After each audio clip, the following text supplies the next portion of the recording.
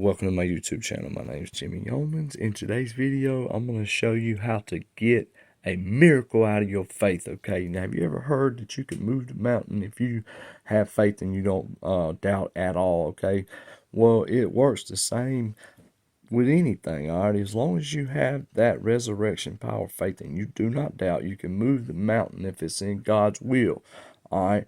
Now, Elijah raises the Shunammite son.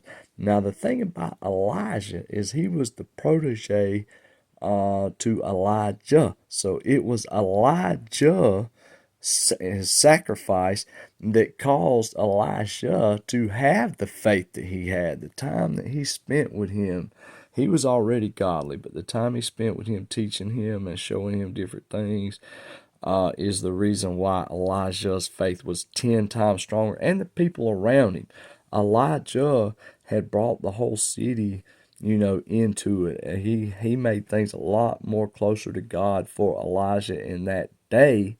Okay, so that all that brought Elijah's faith up. Back when Elijah was in there, he was all by himself, and that's why he didn't really perform miracles. Okay, but we're about to see how to perform a miracle. Now, the first thing that happens here is this woman said to her husband, "Look, I know this is a holy man of God." And she went and bought a whole bunch of stuff for him, a table, a chair, a lampstand. And it says, so whenever he comes, he can stay here with us. So she realizes he's a man of God and she wants to help. All right, now we're going to skip right over here. Now, listen, she did not have a son yet. All right, and I'm going to show you why in just a second, why she didn't have that son. But because she had been helping him, Elijah said to Gehazi, she ain't got no son.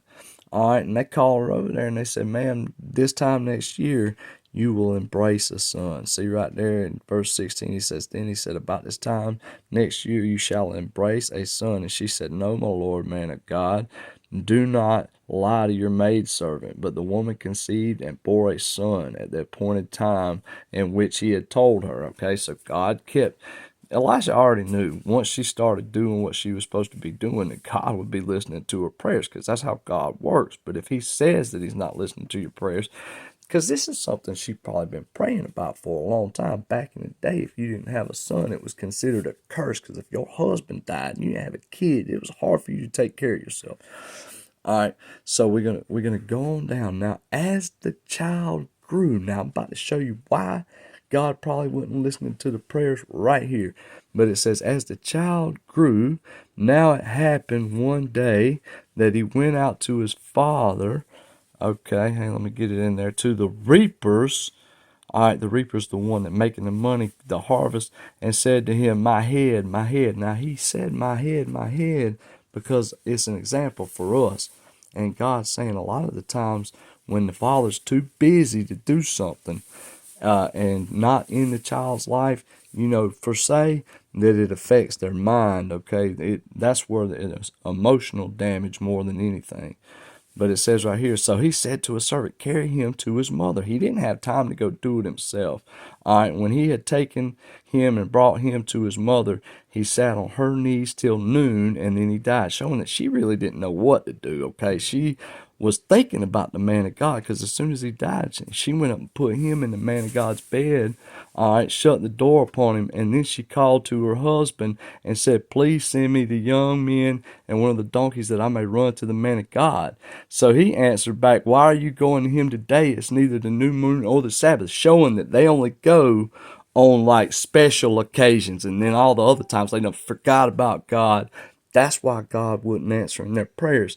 Now they don't wait it around until the daggum child's dead, and they gonna try to go get Elijah. But this is why they get to bring that child back. Right here. And when they asked her, is everything okay? She said, it is well. The kid's dead, okay? She just left him dead. She saddled the donkey and she drives all the way over there to daggum Elijah and Gehazi, okay? And when she gets there, Gehazi asked her, he said, is everything well? And she told him, yeah, everything's well. That resurrection power faith combined with Elijah's faith is what brought that child back to life. Neither one of them ever doubted.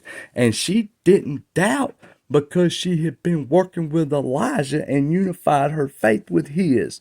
That's the way it works. In Ephesians chapter 4, it says when you work ministry together, you get two things: unity of faith and knowledge of Jesus Christ. Hit that like button for me one time and subscribe.